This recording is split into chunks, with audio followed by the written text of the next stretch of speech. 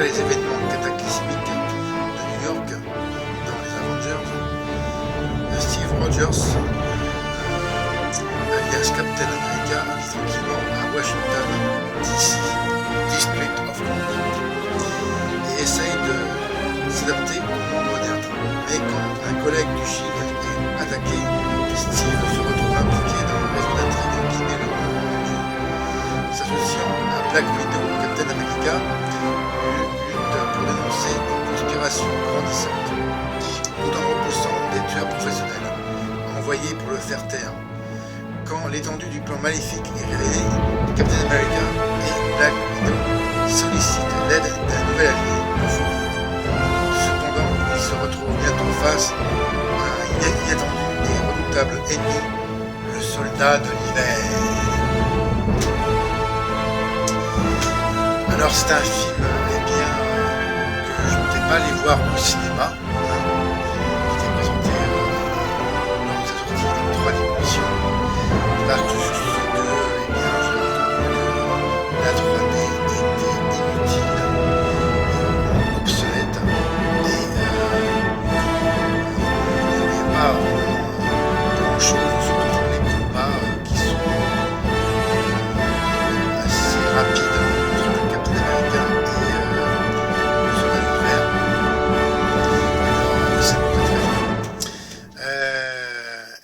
J'ai vu ce film il y a quelques jours en téléchargement, bah oui, hein, en 2D.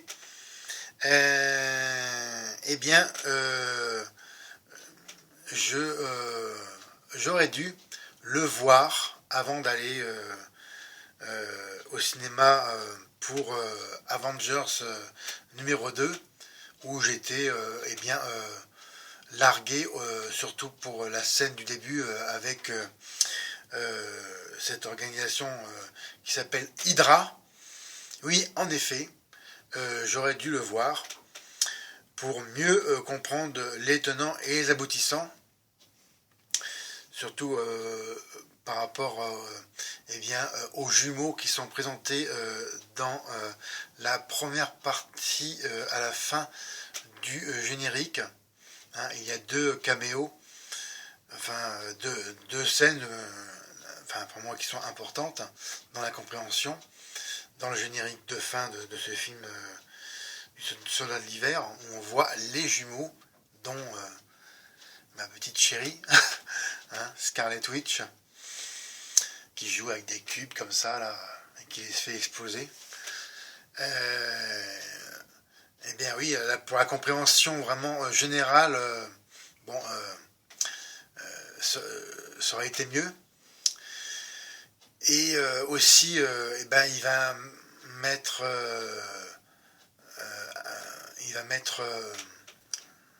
comment dirais-je, je vais mettre aussi Les Gardiens de la Galaxie sur ma liste de films à voir. Parce que effectivement, tout cet univers se croise et s'entremêle, car on voit à la fin d'Avengers numéro 2, une petite séquence où il y a Thanos, et d'après ce que j'ai compris, qu'on retrouvera dans le Avengers numéro 3. Pourtant, ce gardien de la galaxie, ça m'intéressait pas du tout, mais il fait partie de l'univers Marvel. Alors, je le verrai, prochainement, bien sûr, en téléchargement. Pour revenir au Soldat de l'hiver, j'ai trouvé que c'était un très bon film, et même excellent par moments, surtout tout ce qui concerne les scènes de combat, d'explosion, de fusillade. Surtout, j'ai vraiment apprécié celle où il y a le directeur Nick Fury qui est pris dans un piège dans sa voiture. Et j'ai vraiment trouvé cette séquence excellente. Et le reste du film, de très bonne facture. Alors, le Captain America, c'est pas un super-héros que j'admire particulièrement. C'est pas, enfin, il fait pas partie de mes super-héros préférés. Mais il y a beaucoup de personnes qui reprochent son côté fade et lisse. Mais il ne faut pas oublier, en fait, le Captain, c'est une expérience scientifique. Alors, même s'il paraît très en surface comme ça, très, sans saveur, enfin, je veux dire, sans saveur, sans relief, sans personnalité propre, visiblement, comme il est présenté à l'écran. Mais là, on trouve des choses intéressantes dans son personnage quand son ami du passé, hein, surnommé Bucky, entre en jeu. Alors, je ne vais pas rentrer dans les détails pour les personnes qui n'ont pas encore vu ce film. Je ne veux pas trop vous en dire. Hein. Et à ce moment-là, j'ai trouvé ça vraiment passionnant. J'ai été surpris. Et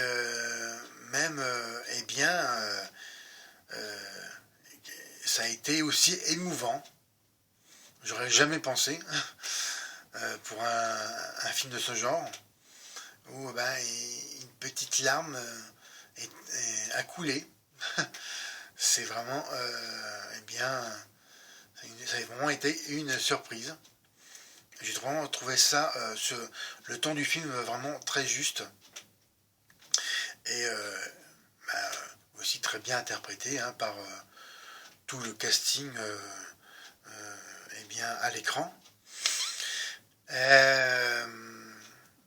L'intrigue elle-même aussi est passionnante, avec cette organisation néo-fasciste,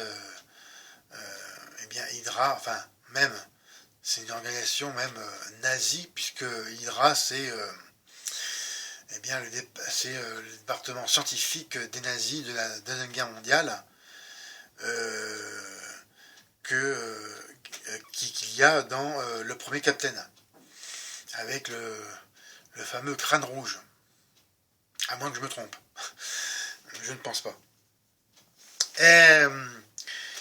La musique du film aussi est vraiment très bonne. Hein. C'est vraiment une bonne musique de film de super-héros. L'image et la photo du film, la photographie du film est aussi très bonne.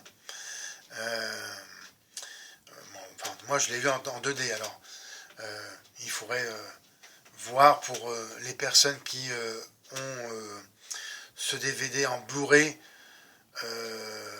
en édition 3D, si elle peut me dire qu'est-ce que ça donne pour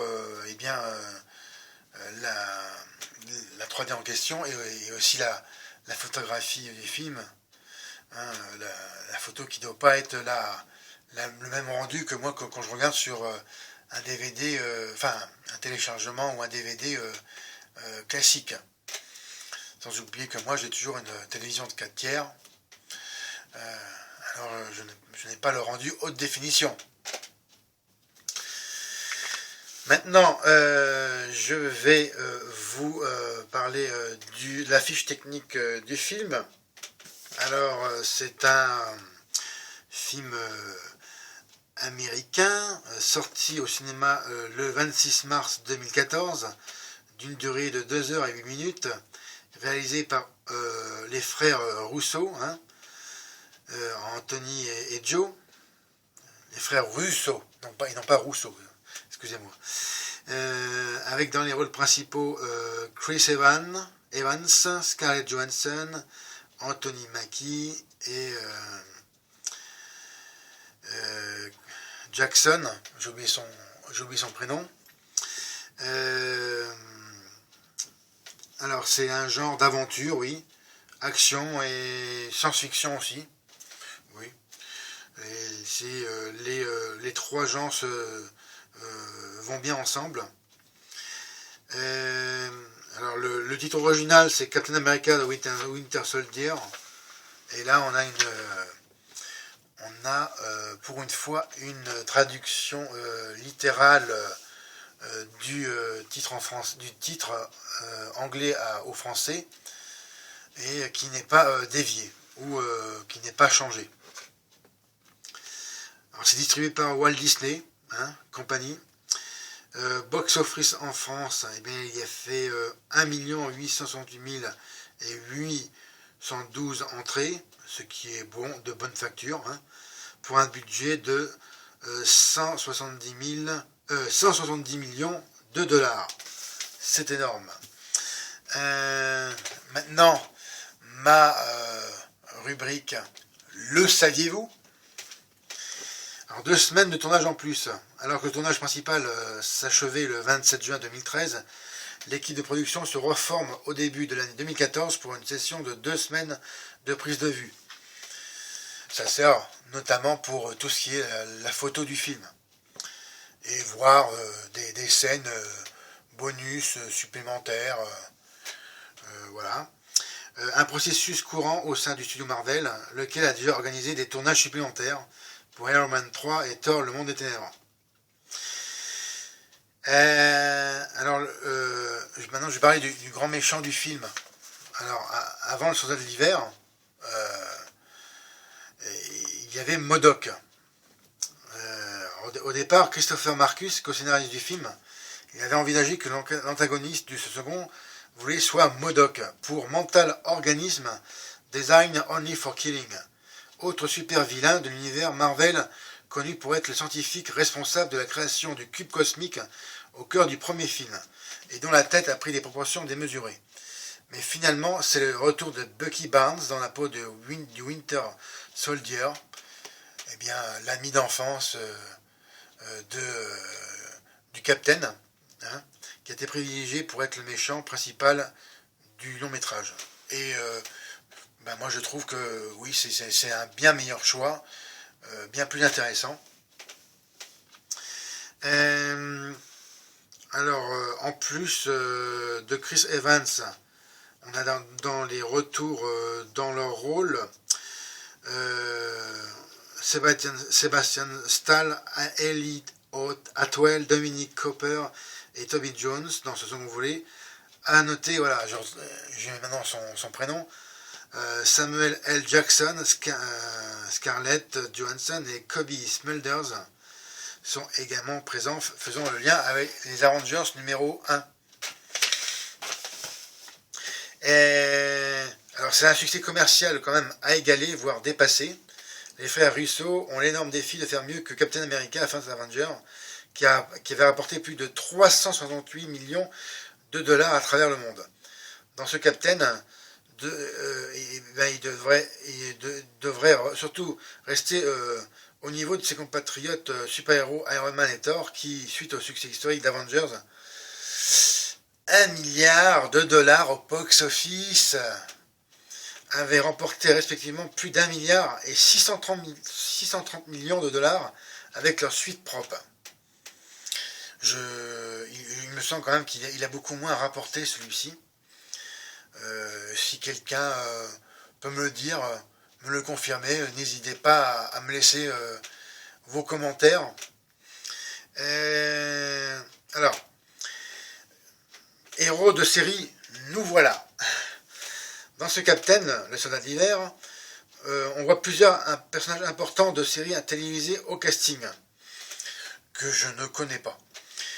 Kobe Smulders dans How I Met Your Mother, Emily Van Camp, Revenge, toujours les séries, Sebastian Stan dans Gossip Girl, Neil McDonough dans Quad Quantum et New York Police Blues, X-Files aux frontières du réel, Boomtown et j'en passe, et Alan Dale dans Lost et Californication.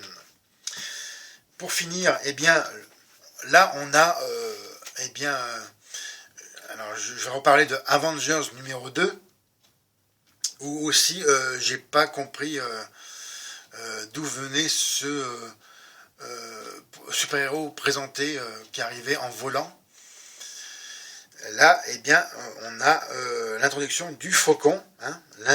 C'est vraiment l'un des principaux événements de ce second volet. Il faut savoir que c'est un super-héros culte des comics Marvel. Hein. Et aussi, c'est le second super-héros noir de l'histoire de la franchise. Il est connu pour avoir été le fidèle associé du Capitaine durant plusieurs années. Et je vous pose la question, qui est le premier super-héros noir de la franchise Marvel? Laissez-moi vos réponses et commentaires. Moi je sais. Alors, maintenant je vais donner la note finale de mon appréciation pour ce film, que définitivement je voudrais l'avoir en DVD, si possible, édition collector. Eh bien, c'est un bon 17 sur 20, hein, largement mérité. C'est vraiment été un bon moment de cinéma. Et voici ce qui conclut cette critique pour aujourd'hui. Alors, comme d'habitude, eh bien, regardez et partagez mes autres vidéos. Laissez-moi vos commentaires, n'hésitez pas. Mettez-moi un M. Et encore mieux, abonnez-vous à ma chaîne. C'était Fred. Et à la prochaine. Bye.